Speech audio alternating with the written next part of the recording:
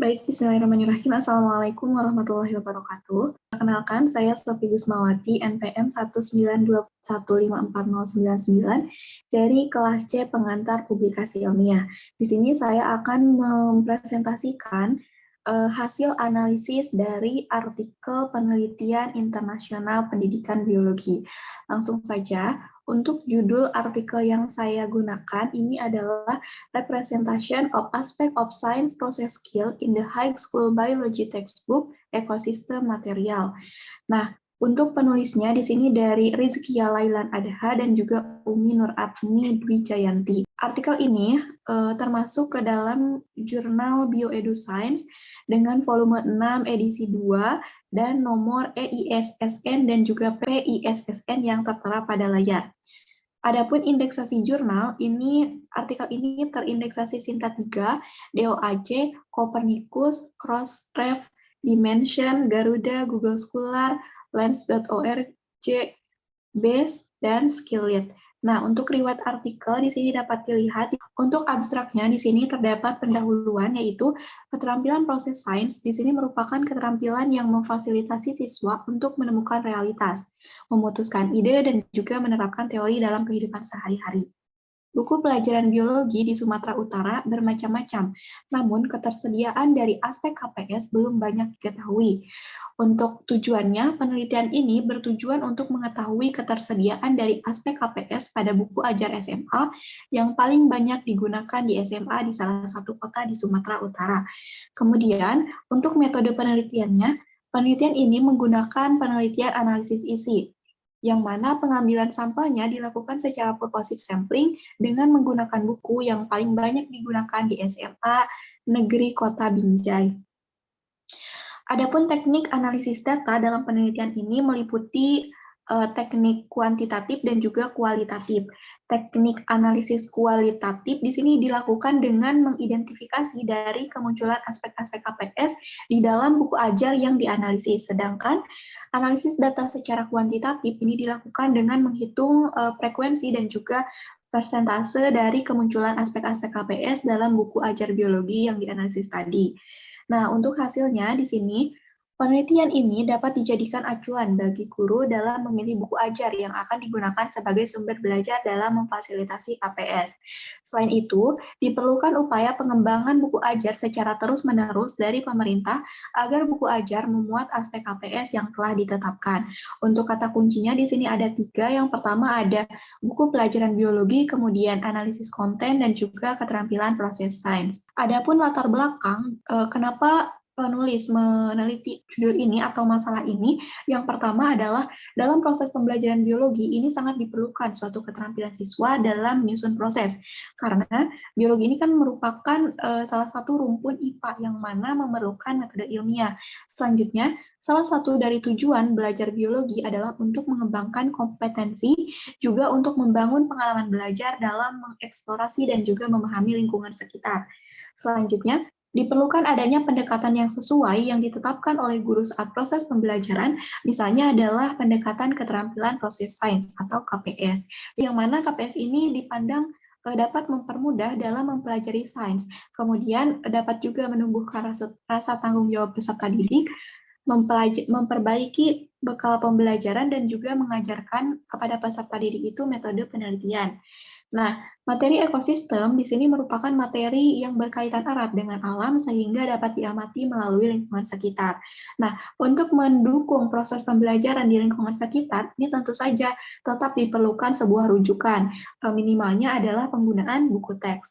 Nah, berdasarkan hasil observasi dari penulis di beberapa SMA negeri di Sumatera Utara, ini menyatakan bahwa guru itu lebih banyak menggunakan sumber belajar buku teks dan juga submateri yang dianggap memerlukan pendekatan KPS seperti misalnya materi ekosistem dan juga pencemaran lingkungan.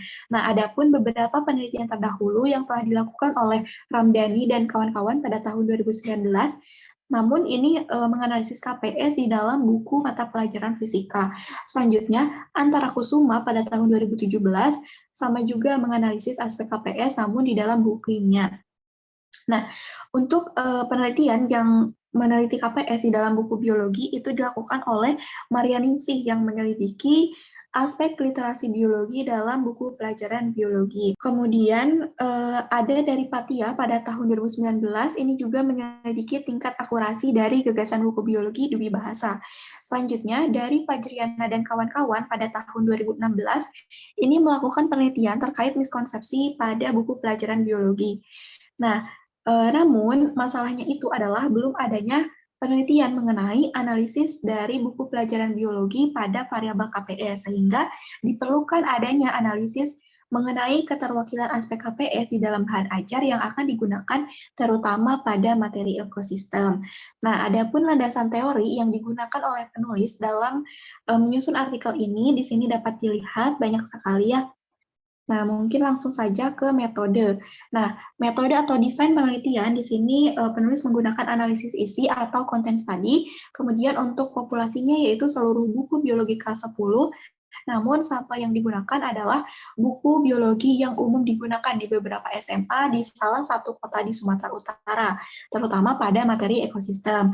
Adapun teknik pengambilan sampelnya yaitu purposive sampling dengan jumlah buku adalah 2 buah yang berjudul Biologi untuk Siswa SMA kelas 10 revisi 2013 karya Irama Widya dan juga buku Aktif dan Kreatif Belajar Biologi untuk SMA kelas 10 revisi 2013 karya Grafindo Media Pratama. Oh, mohon maaf, yang diterbitkan oleh Grafindo Media Pratama. Untuk instrumen penelitiannya di sini ada lembar panduan wawancara. Nah, yang akan digunakan nantinya itu kepada guru biologi gitu, karena ada wawancara gitu ya terkait penggunaan aspek KPS ini di dalam pembelajaran biologi. Kemudian yang kedua ada juga lembar analisis terkait ketersediaan aspek KPS pada buku ajar biologi. Nah, adapun untuk prosedur penelitiannya yang pertama adalah menentukan masalah yang akan dianalisis, selanjutnya memilih objek penelitian, kemudian menentukan rumusan yang akan digunakan, pengambilan sampel, dan yang terakhir adalah menganalisis data. Nah, untuk cara ataupun teknik analisis data, tadi juga sudah disinggung ya, menggunakan teknik kuantitatif dan juga kualitatif, yang mana kualitatifnya dilakukan dengan mengidentifikasi kemunculan aspek KPS di dalam buku yang dianalisis, dan teknik secara analisis data kuantitatifnya itu dilakukan untuk menghitung frekuensi dan juga persentase kemunculan aspek KPS pada buku ajar biologi yang dianalisis. Nah, adapun hasilnya di sini dapat dilihat bahwa ada 10 aspek dari KPS yang dianalisis gitu ya dari setiap buku. Yang pertama ada aspek observasi, yang mana di dalam buku A ini ditemukan 3 buah, sementara sama juga ya di buku B juga sama, ditemukan 3 buah. Kemudian yang kedua adalah aspek klasifikasi. Nah, di buku yang pertama ini ditemukan 2 buah, sedangkan di buku yang kedua atau buku B ini tidak ditemukan aspek klasifikasi. Yang ketiga adalah aspek interpretasi.